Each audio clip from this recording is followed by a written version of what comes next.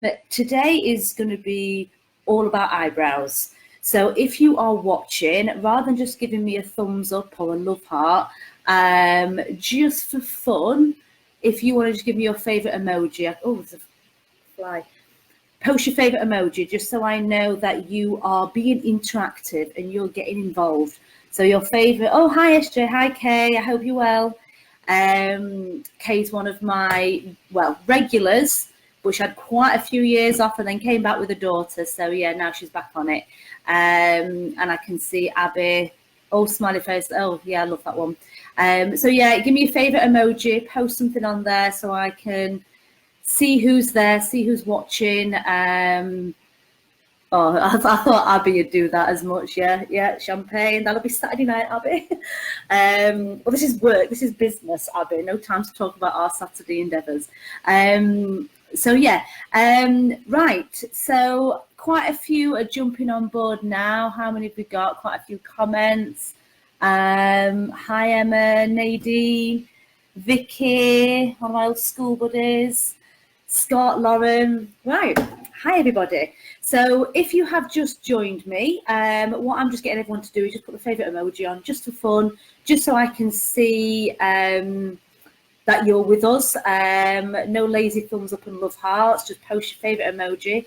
And basically what I'm doing today is we are talking about eyebrows, permanent makeup for the eyebrows. So if you are considering having this treatment done, if you already have it done, if you know anybody that is interested in having it done, this will give them a few tips to find out a little bit more. Also, even if they're not local, you know, if they live miles away and they're considering different technicians up and down the country, this might give them a few things to look at when choosing the right technician as well. So it's not just about advertising me and what I do, it's just a few little pointers to help you choose the right technician. So this is when you want to be tagging away. So yes, I am asking for a lot, I know, but please tag anybody in that either needs some help with their eyebrows, they've had a bad experience before, and they need some advice on what to do next. Somebody who hasn't got any eyebrows, or somebody who has them done regular and just loves the permanent makeup world. So, oh, we've got quite a few more. Oh, I like that one, Vicky. I like that I've got loads of crazes. Oh, I've got a nice little blowing love heart kiss. That's nice. Yeah, I like the crazy emojis there. That's all me. Oh, Kim. You told Porkies, you said you was busy. Kim's another one of my regulars. Kim's been coming to me for a lot of years. Yeah, Kim, give me an emoji, and Amy, hi there. Yeah, Kim's been coming to me for a long time. Her eyebrows, I'm going to say it, Kim, they were horrific. Before I can say that about Kim, she can take it. So yes, we've completely transformed Kim's eyebrows, and I don't think she would know. Yeah, when she looks back at photos, when I look back at photos, she's absolutely astounded that she walked around with eyebrows like that. So, okay, so I think we've got quite a lot of you on board now. Oh, hi Zoe. Oh, a lot of my regulars. It's nice to see you all. I'm very supportive. But this is where I need you to tag these people in. Anybody that you know has interest in permanent makeup, if they comment on your brows, so the likes of Zoe, Kim, Abby, Kay, you're my regulars. If you have people that comment on your eyebrows, tag them in so they can see me and find out a little bit about what I do, and hopefully I can transform theirs one day. So, okay, I think it's time to start. I'm going to get my notebook out. As you know by now, I do like to talk and can go off on a tangent. So I've just got some bulletin points, which I can't hardly read because my writing is horrific. Okay, so, right, now, for those people that are completely new to this, some of it's going to be a little bit repetitive, okay? But there's a lot of people that are jumping on board that haven't had them done, or I don't believe have had them done, not with myself anyway, and just would need to know basics, you know, from the beginning. So basically, permanent makeup is as it sounds. It is a permanent form of makeup application. So what we are doing, we are implanting pigment into the skin to mimic the look of makeup. Now, this, a lot of people, the first obstacle that you may come across, some people say, well, so-and-so's is semi-permanent and so-and-so's is permanent. It's the same thing, guys, okay? Years and years ago, we used to sell this as semi-permanent, but unfortunately, we're not allowed to sell it as that anymore, because even though we use semi-permanent pigments, you may still have residue in years to come, so we have to label it as permanent makeup, or PMU, as I like to say. So yeah, we're implanting pigment into that top layer of the dermis to mimic the look of makeup, mimic the look of an areola, a hair follicle, whatever it may be, okay? So that is what permanent makeup is. Now, there's two definitive, when it comes to the actual makeup side, there's two big differences at the moment, okay? You have got people that do microblading and people that do permanent makeup. Now, oh, I just had a sad face then. Oh, who's feeling sad? Okay. Oh, hi, Sonia. Hi, David, my little bro. Hi there. Is that Oana? Oana, I said that right? Hi. So, right, we're talking permanent makeup. So, you've got two big differences out there. You have got microblading and permanent makeup. Now, I've got to be very, very, yeah, it's a tricky one for me to talk about, because I've got a few peeves with certain blading out there. But the basics of it is whether you use a blade or whether you use a needle, it is the same thing, okay? Nothing different about it. It is purely the technician's choice of a tool, okay?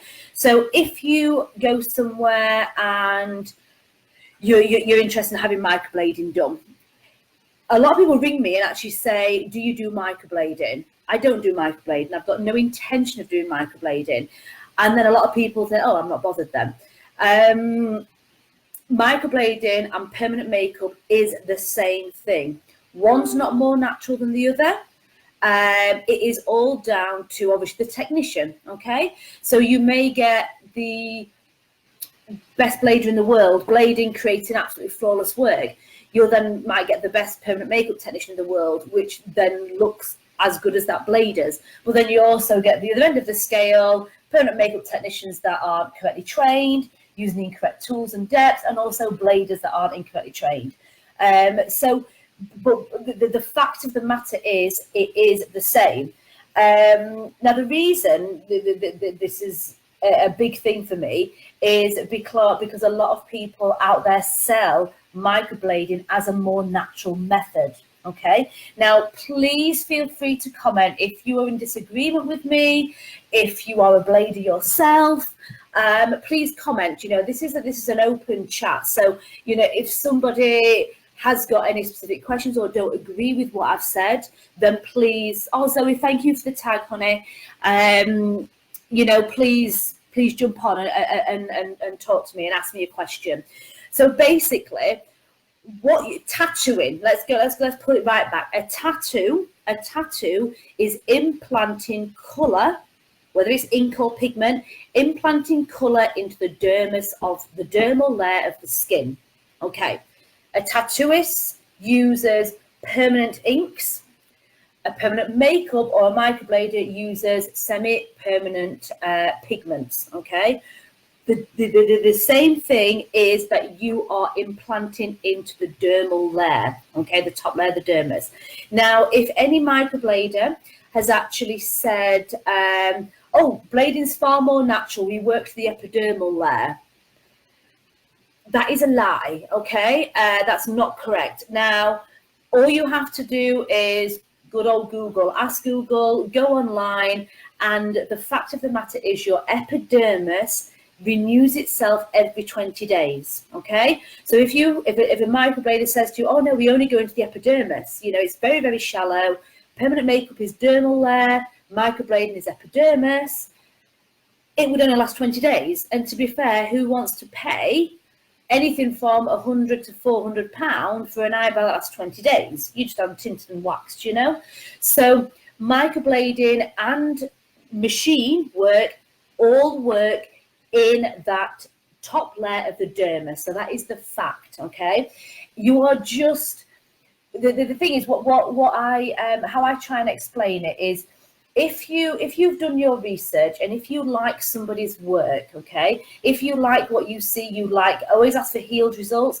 If you like the healed results, if you've vetted them out from recommendation, you've checked out the clinic, so it's very hygienic, you've seen their insurance and license, and you like that person, does it matter how that, and you like their results, does it matter how that pigment goes in the skin? Whether they blade, combination, ombre, machine, soft tap, there's so many different terminologies. Does it really matter how that gets into the skin, as long as it's safe? And the only way I can kind of put this is if you hire somebody to do your work in the house, I don't know, like a joiner or whatever, and the joiner comes in, you want his kitchen, you think he's amazing, and then you say, oh well, what tools do you use? Do you use electric tools? Oh no, I only use battery powered. Oh, I'm not bothered then. You know, that shouldn't be the reason you don't have that joiner or that technician. If you like their work, they're clean, they're hygienic, and you've seen their photos, their healed work, you've got recommendations, whether they use a blade or machine, it should not make no difference to you. It is just that technician's choice. And you get this with tattoo clinics. You know, some tattooists use different devices, like what hold your cartridge needles now, as opposed to your different kind of acupuncture needles. So it is just that technician's preferred thing to use. So kind of breaking it down, microblading and PMU machine is the same. You shouldn't pick your technician based on their preferred tool. A blade is a tool, a needle and machine is a tool. You should pick them based on a lot of other factors. That should not be in the question. So that kind of, you know, just I hope that doesn't sound too crazy, and I hope you can kind of understand that. I'm just seeing if you've got any questions that have popped up. I blade and machine, I totally agree that they are both the same. There we go. That's from somebody who blades and machine. I don't do both, so that's fantastic, Emma. Thank you. I prefer the machine as my favourite tool. I love your work, hence why I follow you. Oh, that is lovely. Thank you, Emma. So yeah, Emma, she does both. You know, she blades and she uses machine, but she prefers the machine. It's just a preferred tool for her. I've never felt that I need the blade. I feel that I can do everything I want to do and need to do with my machine. And to be fair, and Emma will probably agree with me on this, using a permanent makeup device is far more diverse. You can literally treat any skin type, any skin colouring, any client at all with that. With a blade, you're so restricted. So bladers should probably turn away 70% of their clients, because 70% of their clients can't have hair strokes. 70% of people have thick, damaged skin, older skin, oily skin, really heavy, like sun damaged skin. You know, there's a lot of people that don't suit hair strokes. Now, if you are online, if you're watching and you've had blading, please let me know. You know, has it been what you expected? Especially if you've got an oily skin. So I've got a couple of clients on here now. I know Zoe, she'll probably not mind me saying hi, Zoe. Nightmare of a skin to deal with. Zoe is not the easiest client skin to deal with. It's a lot oily, a lot more of an oilier skin. And would love hair strokes, but unfortunately Zoe can't have hair strokes. You know, it'd look like hair strokes when she left, and then 2 weeks later it'd just merge into a shaded brow. So, you know, it is not hair strokes are not for everybody. Now, when I'm going off on a tangent. This is what I do. I start getting excited and then just completely ditch all the notes. This is not good. Right, okay, there we go. Let me just flip my pages. Right, okay. See, I've now got, there we go, I'm back. Right, I've done that. We're good. Right, okay, so yeah, like I was saying, blading a machine shouldn't make a difference to you as a client. You should go for your consult with your therapist. That therapist should tell you what is best for you. Now, if they only do hair strokes and only do blading, then you are kind of restricted. But just to kind of put it out there, see, I do hair stroke brows and I do a lot of shaded brows. Now, my shaded brows consist of, like some people say, ombre, whip shading. It's all a form of shaded brow, okay?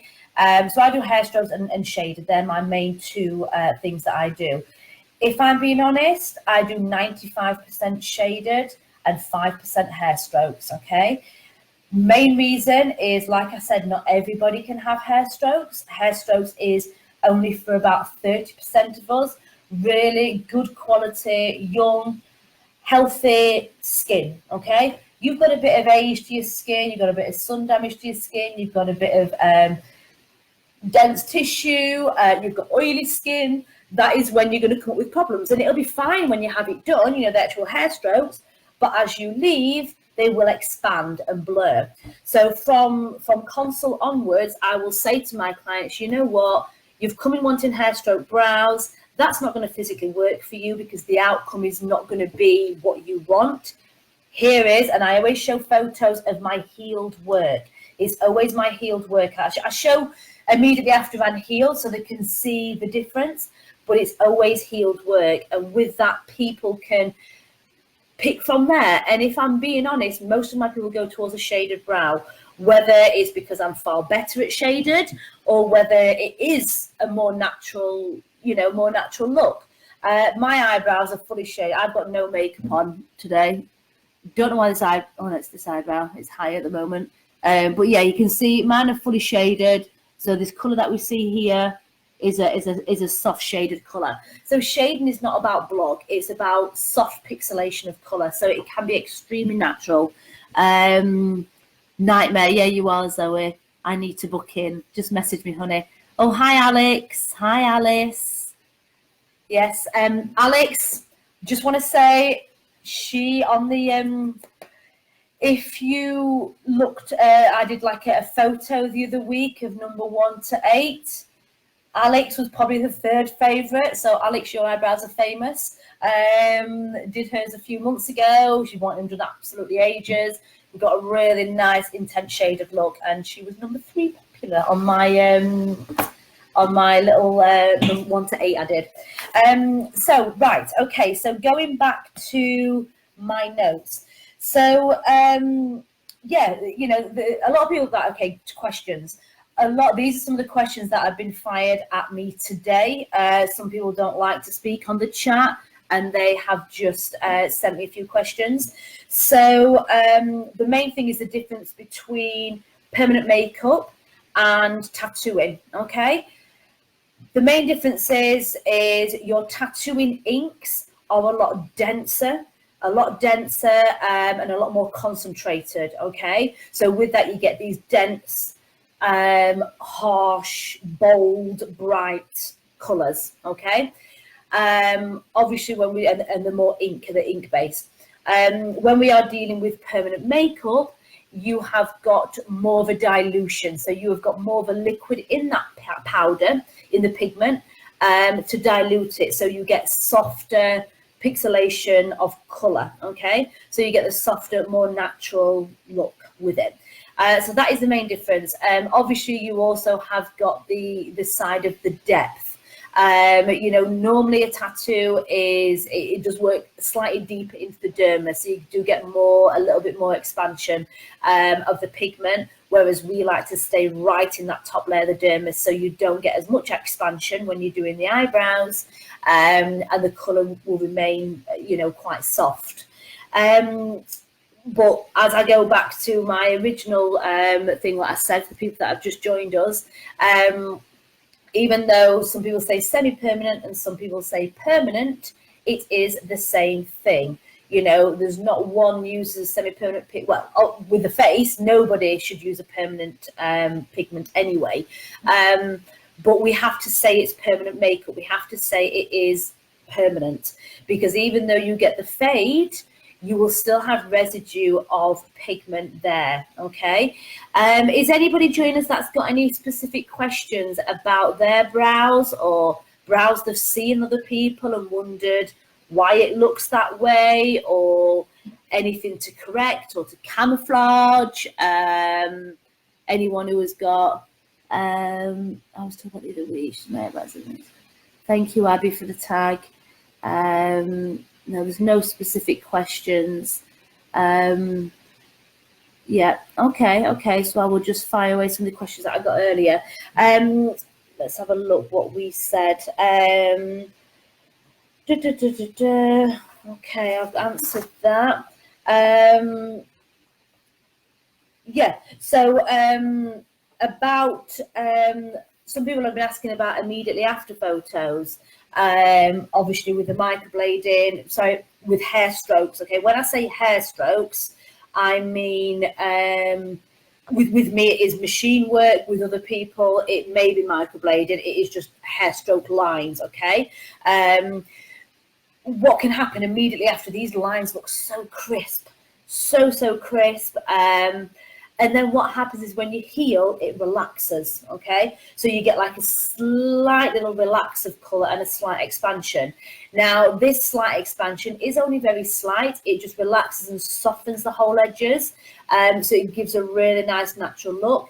The problems that sometimes people can have if they're not the correct skin type for it, that would never happen to me, because I know about my skin types and I know who to say would work, it would work for, and who wouldn't. So if I thought there was somebody in that had a typical oily skin, bit combination, oily when they was younger, I'd be like, you know what, don't even go down the route of hair strokes. It's just not, it's not going to work for you. Let's go for the shaded look. Okay. Somebody have been asking me about whip shading and ombre. Okay, that's another question I get asked a lot. Ombre is a, as it sounds, it is a gradual dilution of color. So ombre, the word ombre came really popular with hair. People was having it darker, and then there was becoming lighter towards the end. And it's the same type of thing, you know, a lot of people will go denser and darker, then as they come to the center and the upper, it becomes softer. Okay. I do a lot of ombres. If I'm being perfectly honest, when people have an ombre, they love it. It heals. And if there's any permanent makeup technicians on here, I think Emma, obviously you're one. I don't know if we've got anyone else. Oh, I've got somebody else here. Oh, it's a good question, Emma. Emma Sads, bear with me, I will answer that. Is any permanent makeup technician on here, you'll probably be able to agree with me with this. If you do an ombre brow and you go softer on the inner and softer on the top, the client loves it. They go away, 6 weeks later, they come back saying, nah, make it denser. They all do. Everybody always wants it a little bit bolder. And it would never be like a block, you know, but that softness, sometimes when you then put your foundation on, it then sometimes can dilute it a bit too much for you. So a lot of clients, they may come for ombre and it kind of brings them in slowly, but once they've had it, once it heals, they then want to kind of go a little bit denser, add a little bit more to it. Okay. Oh, Abby, good question. And Emma, right, healing process, Abby. Yeah, when it comes to healing, when you have your eyebrows done, your first day, when you leave the clinic, they will obviously be slightly delicate. Okay. I do use numbing cream, but once that numbing cream wears off, within a couple of hours, they will feel quite tight. Okay, obviously quite sore, which is why we don't recommend not to touch. That, and also quite dark. So normally the colour will be about 30, anything from 20 to 45, 50% darker. It depends on your skin type and how you've responded to treatment. So it will always be dark when you first leave. Now, people heal very differently and at different speeds. when I have my eyebrows done, I will leave the clinic with quite dark brows. Within 2 days, I'm already losing that top layer. Day 3, they're fine. Obviously, I still stick to my aftercare for 7 days because it is an open wound and we have to look after the area. But within 3 days, it's as if I've had, obviously not nothing done, but it's as if there's no sensitivity there anymore. I do find some people can take longer. If you have, if you're on a bit of medication, maybe you bruise very easily. I've got some of my slightly more mature ladies that are easy bruisers, you know, they bang themselves and they kind of flare up straight away. They're the kind of clients that normally hold on to that darkness a little bit longer. So they may be finding they're near on 7 days before that they lose that top layer. So what happens, what I normally say to every client is you're looking at 5 to 10 days healing. Yeah, they'll be dark for the first few days. They will then start to slightly crust over. I don't like the word crust or scab, 2 words I don't like. They'll start to create that layer, okay, that scabbing layer. Only very slight, like a chapped lip. It's never thick and dense, okay. They'll create that top layer, and then that will then disappear, come off in its own time. Normally, once it starts flaking away, it comes and goes within about 24 hours. And then what happens is you have the new eyebrows underneath. Now, you still have to stick to your aftercare for 7 days. 7 days is no products, no water, nothing touching that area, okay? Up to 2 weeks, you're looking at things stronger like steam, sauna, chlorine, that type of thing. So because obviously that will, it harvests more bacteria. You know, if you're going to be in a steam room every day, that is not great to be opening the pores and with all that steam in the air. So yeah, you know, thanks Abby for the question. You're looking at anything from 5 to 10 days. Depends on your age, depends on your skin type, and medication is a huge part as well. Right, I have got another one. Would you go over the blue tattoo brows? Is there any chance to cover it? Oh, I hate this. This is so hard. Right, if you would have asked me 4 years ago, they'd be like, yeah, let's do it. Let's give it a go. Now I'd just say no. Now I would just say no, it's too hard. The only way I can kind of explain this, you know, because it is quite a common thing, and it's more common in fairer skins, because what's happened is the technician has incorrectly selected the color. Yeah, now when you go for a consultation to have your eyebrows done, the technician should be asking you fundamental questions like what, because change subject, think it slightly, we all dye our hair, we all fake tan, you know, nobody is a true, not many people is a true natural. When you see us face on, we're not a true natural. We'll have makeup on, we'll have tan, we'll have dye in our hair. So the technician needs to find out your true colouring. If you come and you dye your hair black and you've got fake tan on, but you're a natural ginger, we can't put a dark brown on them eyebrows because they'll go blue.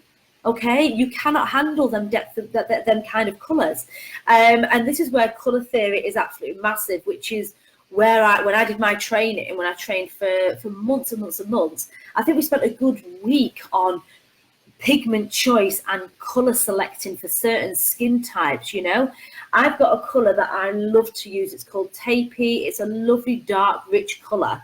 It's a beautiful colour. I can only put a few little drops of that in my pigment choice for say for somebody who's like a medium brown that's wanting as dark a brow as they can but still light skin. If I have a Asian client or a black Afro-Caribbean that wants the same colour eyebrows, I can use that neat on them, but if I use that neat on a white skin, it would go blue.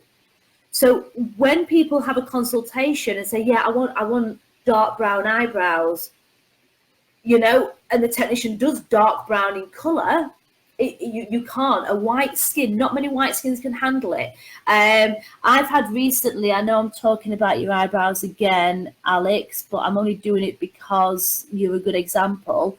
One of my old school friends, Alex, who's on here, she had quite a dark, she's white, She had quite a dark colour, probably the darkest I would go. But she has got, you can tell she's got in her family, you can tell everyone tans really well. I don't know whether there's Spanish in there. There's something Mediterranean in her family.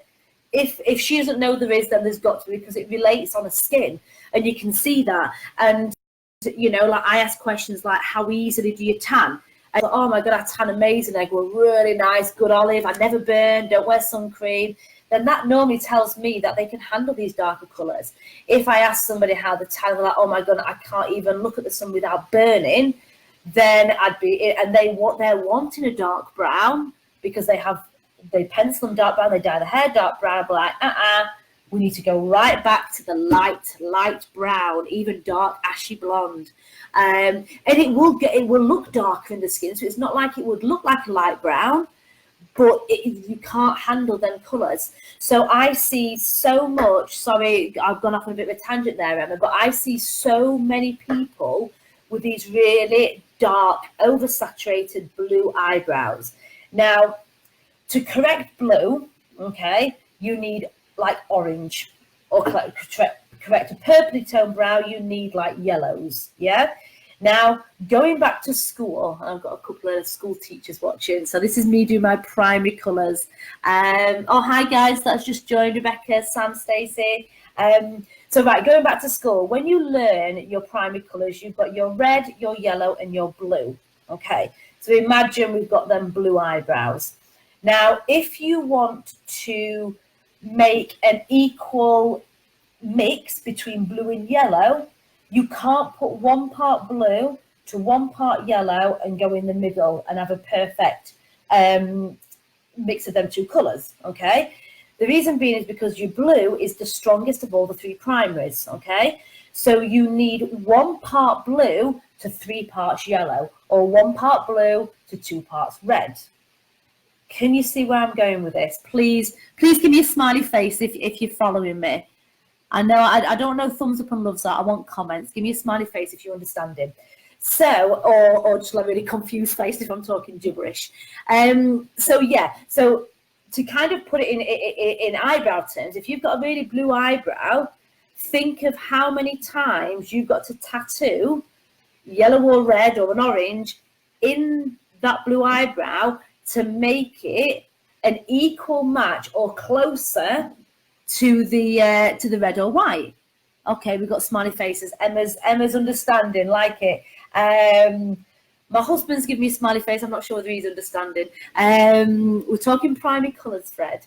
Sorry, I don't know how to help with that. Google's just started talking to me. Google is listening to me right now. That's really weird. Okay. So yeah, basically, if you are wanting to get rid of that blue tone and get closer up to that yellow or the red tone, so you get it warmer, you've got to tattoo into that blue eyebrow at least 3 times. So when people come and they've got blue eyebrows, like, oh, can we just put a bit of orange on? Because that's what fundamental what we would normally use, orange to neutralise it. No, we can't just tattoo a bit of orange on once. You're looking at least 3 times, at least. And I know this from experience. I know this because I've made these. Oh, hi guys, smiley faces. I know this because I have done it. I've promised that to my clients years and years ago. I'm like, oh, it's a bit ashy, it's blue.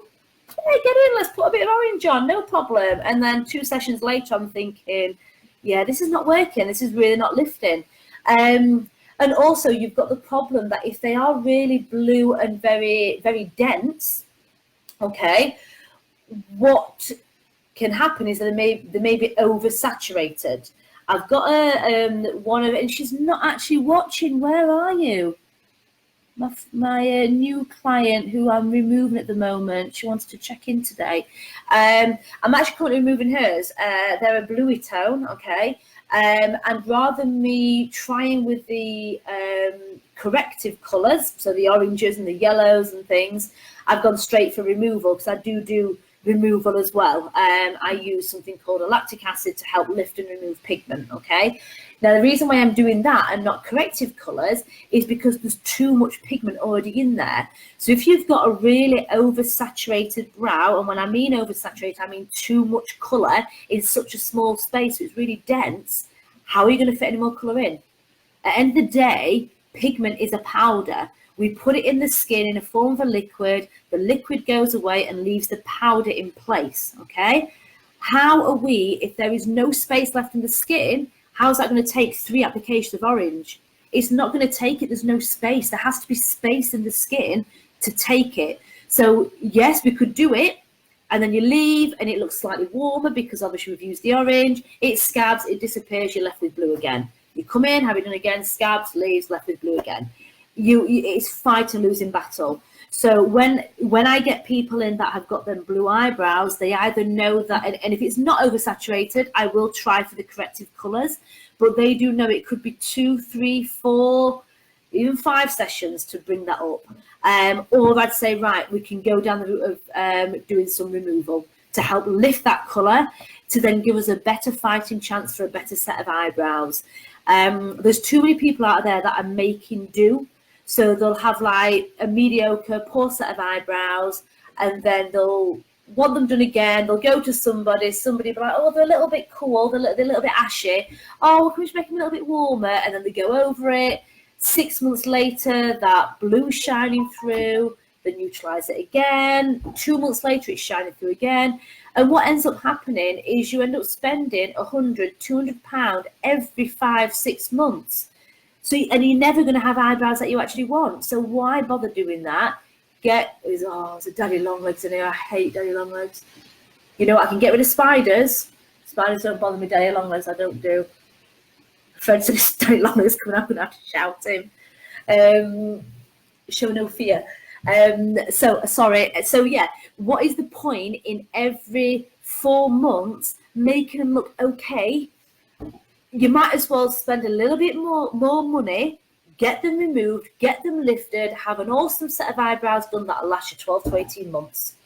And you'll have nice eyebrows, you know, the best eyebrows you physically can. Yeah. So yeah, no, thank you guys for the questions. Any, oh, hi, Paul. How are you doing? I'm just checking out, I'm not missing any questions. Healing process. So Emma, if you don't mind saying, have you had them done and have they gone blue, or are you asking for a friend, or you know, you don't want to share, that's fine, but just let me know if you want to share, whether it's for you, a friend, or just curious. Okay, so gone over healing, aftercare. Aftercare as well is a little bit different now to what I used to recommend. Okay, so I always recommend dry healing. You know, years ago I used to be like, oh yeah, get loads of cream on, keep them really moist. I think we heal a lot better if we dry them out for a few days. So I always, after brows, say dry them out, give them 2 days maximum, and then, oh, daddy long legs, seriously. It's huge. I'm so sorry. Fred, there's a daddy long legs in here. Is it just me? What is it with daddy long legs? They're awful. Okay, I don't think it's seen me. So yeah, 2 days dry healing, and then give it up to a week sticking to your aftercare, and it will heal relatively quickly. Okay. Top-up procedures when it comes to eyebrows. This is another question that was messaged to me earlier on today. Most people can get on average 12 months out of permanent makeup. Sorry, I'm distracted because the daddy long legs. Most people can get 12 months out of the procedure. I'm just going to forget about it. It's not there. They can get 12 months. Oh, how often would you need to top up? See, I'm with you, Alice. I'm already there. So most people would get 12 months. The things that affect this, one of the main things is if you've got a really oily skin. If you've got an oily skin, you're going to expect 9 months, I think, okay? Also, there's them few clients that I've got that want them as intense as possible, as dense as possible, dark. So as we can humanly go on a Caucasian skin. I find that at 9 months, they notice that little bit of a fade and want them topped up. Also, sun exposure is a big thing, okay? So if you have your eyebrows done and you've got a holiday home, or you go away 4 times a year and you don't protect the area with an SPF of minimum 30, you're going to be noticing a fade at 9 months, okay?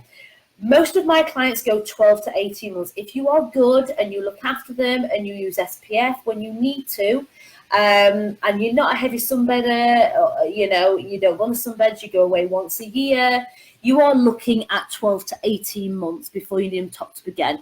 And if you keep it within 12 to 18 months, it's a lot cheaper.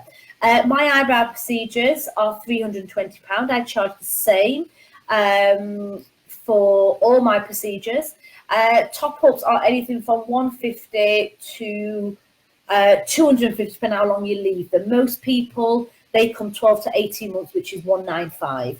So once you've had the first initial procedure, it then does become a lot more affordable, when you kind of pigeon it with all the other advanced aesthetics out there, your injectables, your lasers. It's a very reasonably priced treatment for what it's giving you.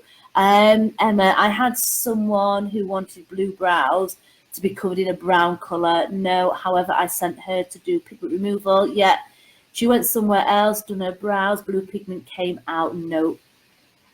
Ah, yeah, okay. So Emma's just saying exactly what I've just said. Sorry, Emma, I didn't know you was a technician. So yeah, no, good move. That's exactly what I would do. A lot of people come and they're like, no, I want them camouflaged, or correcting. I don't want removal. They're adamant they don't want removal, but they'll just waste the money. They'll waste the money. And even going over with a brown, is not going to work. You've got to be a neat orange, and even that would only take a slight edge off. Like I said, 3 sessions. So no, good move on that. Blue pigment, yeah. Yeah.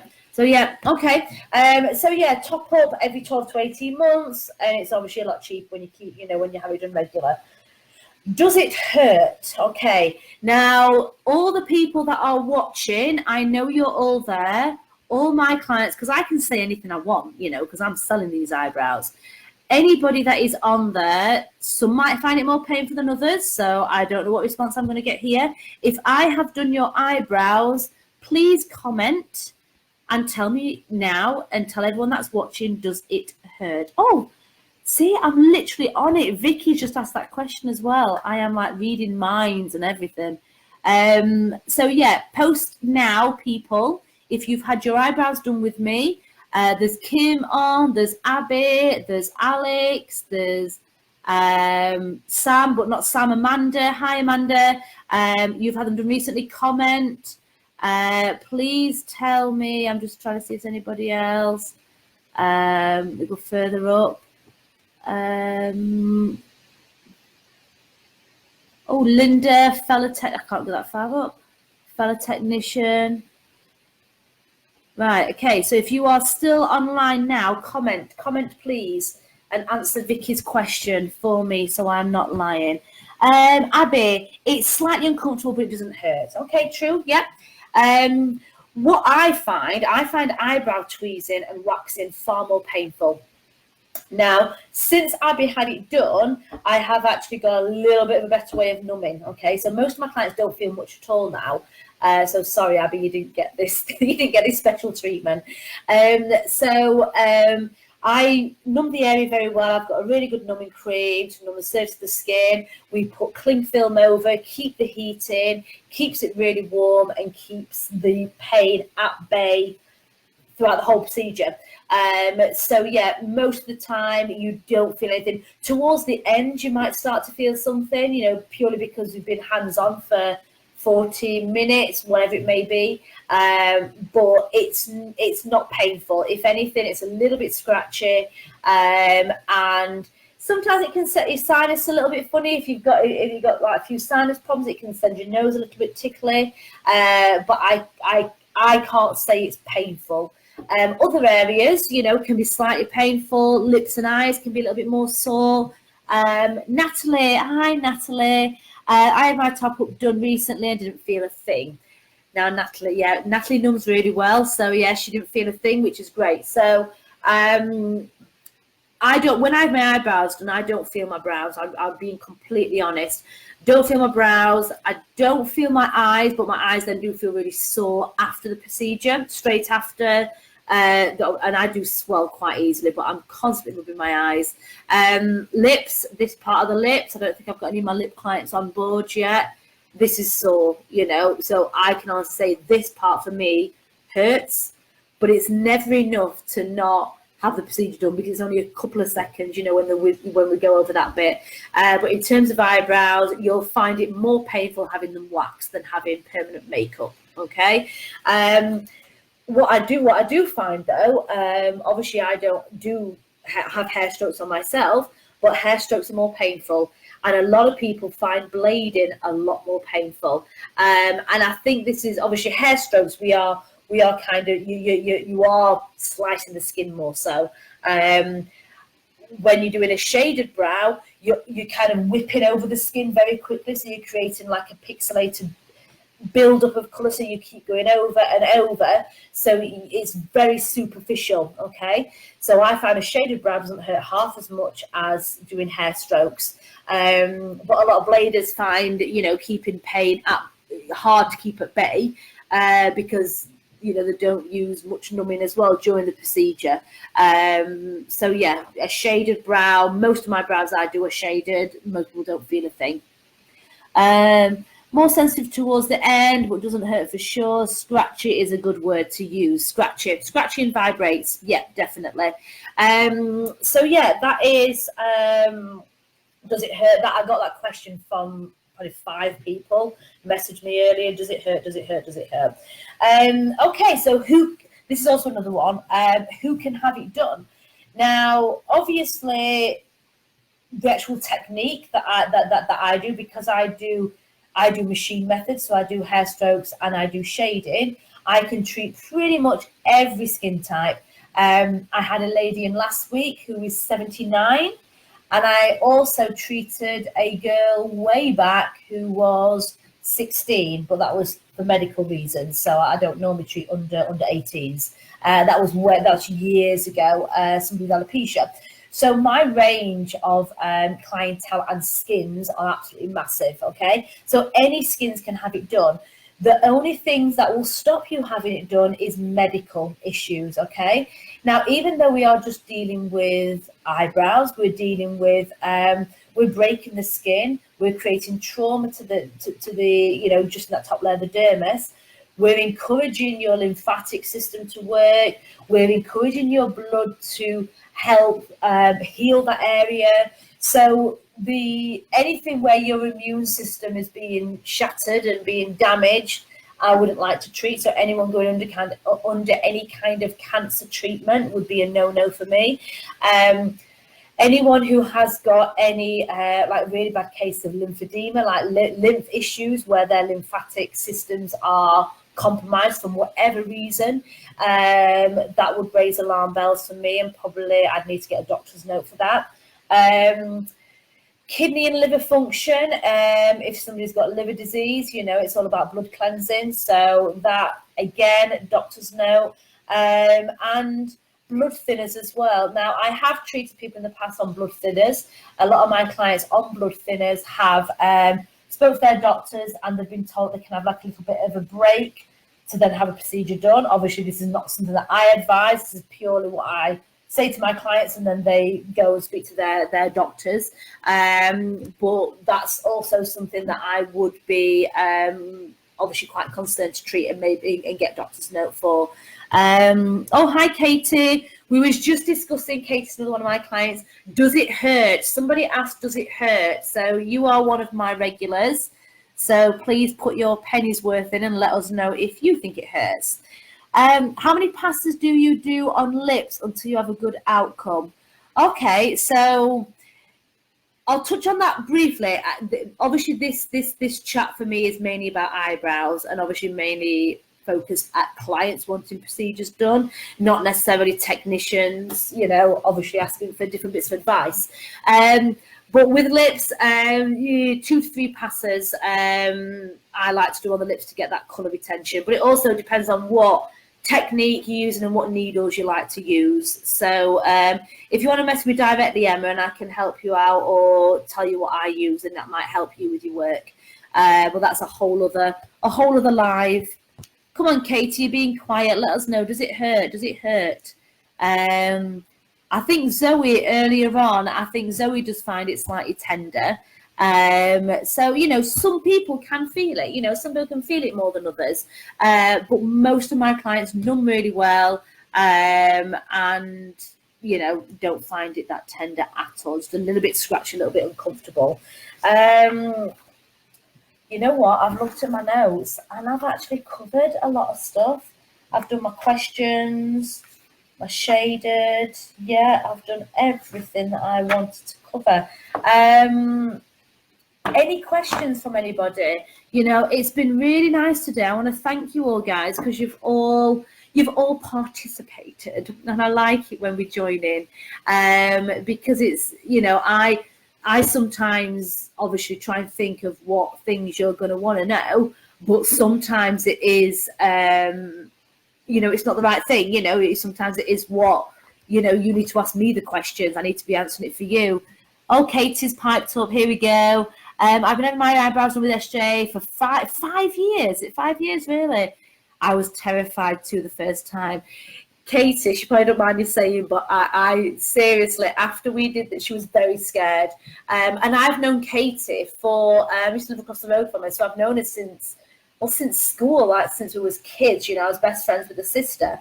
So, you know, I've known Katie a lot of years. So she knew me. She didn't just come and find me on the internet or whatever. She knew about me way, way before.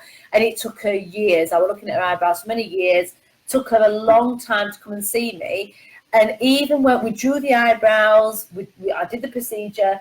When she was about to look in the mirror, seriously, and she'll be able to agree with this, I thought she was going to pass out. Before she even looked in the mirror, she started shaking, trembling, had to get a sugary drink on hand. She was absolutely terrified. And that can happen with some people. You know, it is a big thing. You know, we are putting pigment into the skin. We are tattooing the face, you know. It's not a decision that you take lightly. It's a decision that you have to look into and you have to research. Now, obviously, Kate, you've thought about it for many years, like a lot of my clients. And this is what I say to anybody, you know, I've got some people watching that are not even local, you know. I'm not necessarily doing this to get you guys to become clients of mine. If I just educate people a little bit more on how to select a technician, then I'll feel happy with that. You know, you have to research. You know, we all have to be licensed. We all have to have the correct insurance in place. We all should be treating everybody as if they've got something, you know, in terms of, you know, hepatitis, AIDS. You know, we need to be keeping on top of things like that because we are working with blood, you know. So you have to vet your technician out. You have to go on recommendation. All my clients are on recommendation. I very rarely get, I get it through, obviously, through Facebook by doing all of this. But they've normally, this is why I'm doing the lives, they've normally got to know me a little bit from this before they make that move. You know, but the main thing is license, insurance, and healed photos, okay? I can't stress it enough. All eyebrows can look perfect immediately after, absolutely perfect. When they heal, it's a whole different story. So never be settled if you're looking at eyebrow work. Even if you're looking online, all it is you know when it's immediately after because everything's really crisp and really strong, yeah? Ask for healed photos. Always ask to see healed photos because that is when you can see what you're going to look like for 12 to 18 months. You know, you're not bothered about what it looks like for the first 4 days. It's what it's going to look like for 12 to 18 months. So you need to know that info. Oh, yeah, Katie. A little bit sneezy. So, in terms of page fight, a little bit sneezy. Best decision I've ever made. Thank you, Katie. I never used to leave the house without a full makeup on, and now quite happily put on a bit of mascara and off I go. Yeah, that is a common thing. Thank you, Katie. that is a common thing I find with all my clients. I don't know what it is about eyebrows, but once your eyebrows are in place, you know, like I am now live on Facebook with no makeup on. I actually put a little bit of concealer because I've had my upper lip waxed the day. I've got a few little spots. So I've got a bit of concealer here, but very little makeup on. But because my eyebrows are done, it just frames the face. Absolutely amazing. So yeah, it's not just about eyebrows, it's creating that frame around the eyes, opening the eyes, lifting the eyes, creating a more youthful appearance. So it's not just about putting makeup on the eyebrow area, it can make a massive difference. Bit of mascara, bit of blusher, and you know, you're good to go. So yeah, it is, a lot of people say that. Abby, I agree. I used to hate taking my makeup off at the end of the day and wiping my pencil brows away. Abby, I think you're due for your top up as well now, aren't you, honey? When you have a retouch, you can go a shade darker colour. Love the intense colour they go straight after. Yeah, Natalie is one of my, well, she's my sister-in-law. Love Natalie's bits.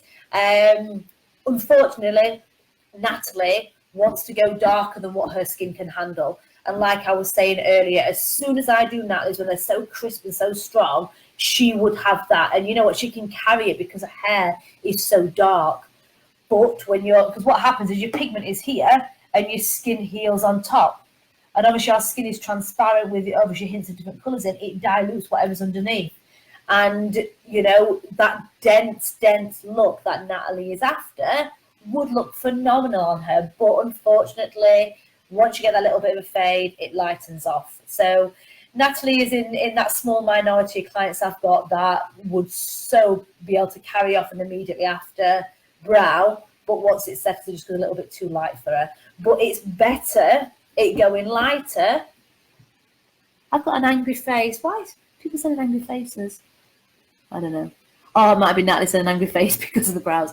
It's far better to be on that path than for us to go darker. If I got a little bit cocky and put more of the darkener in, yeah, I'd get that density, but then it'd be ashy. It'd then have a tinge of blue, and then she'd still be penciling in because she'd be covering that blue tone. So there's that fine line. I keep saying this to, you know, saying to some of my clients, that fine line of what your skin can handle in terms of colour. You cross that line, you then get them bluey grey shades coming through. And this is why having your 2 sessions is really important. You know, you have your first session with me, we go to the colour that we want, you know, we consult and we have an agreement. If you're wanting to go really dark, I'll probably pull you back a little bit. We do the procedure. When it heals for 6 weeks, you come back. And in that 6 weeks, it will obviously start changing colour.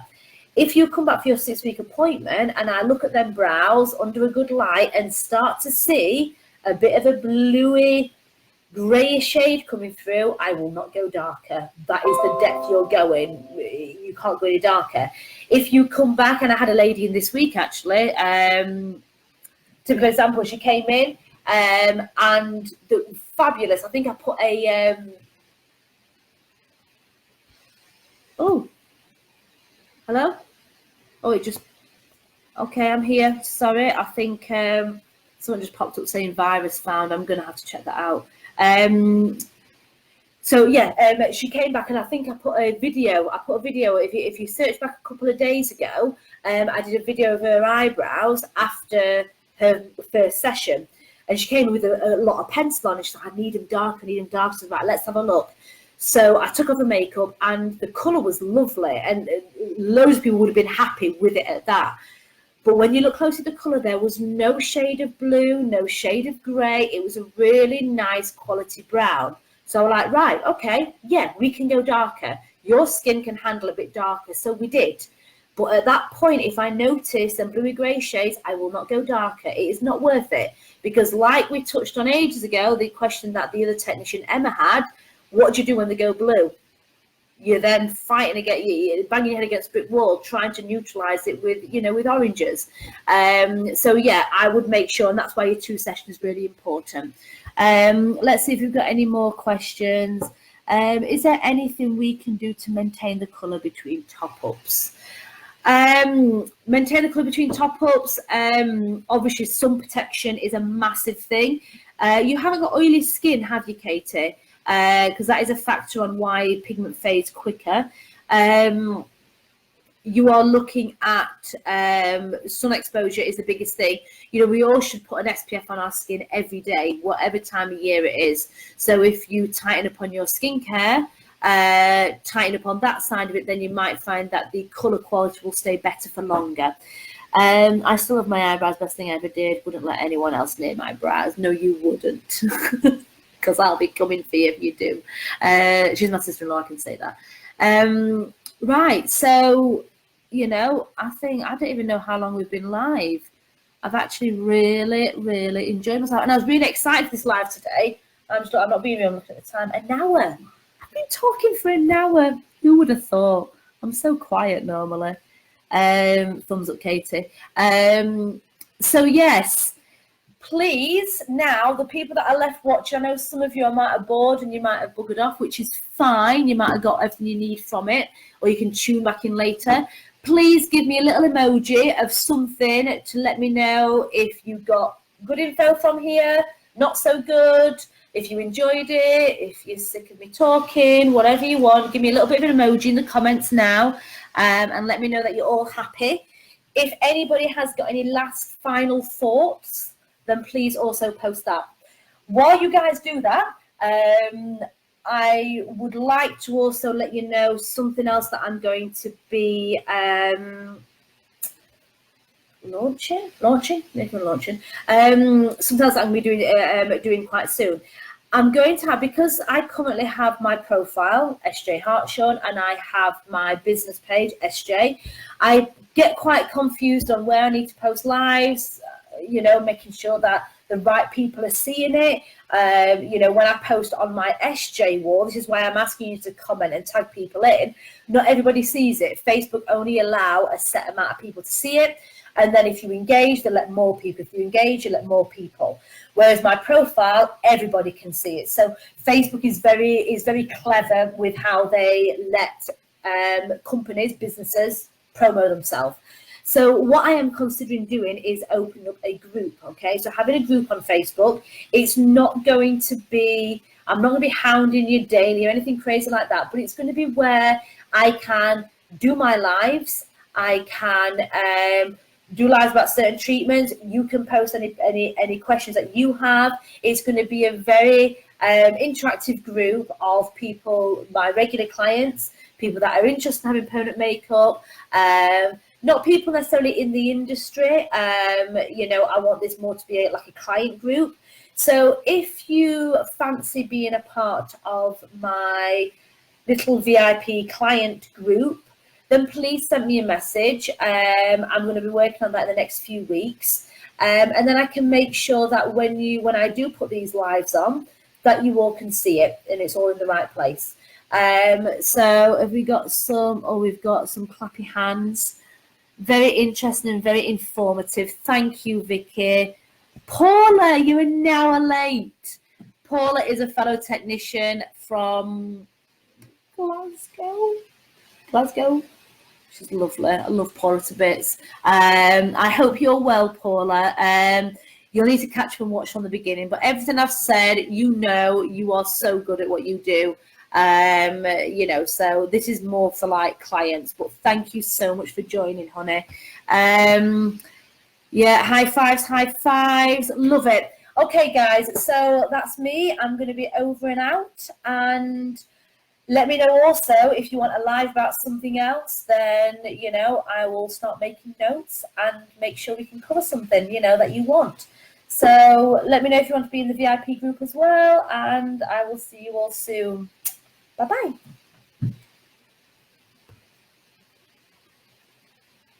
Oh, I'm not out yet. Am I out?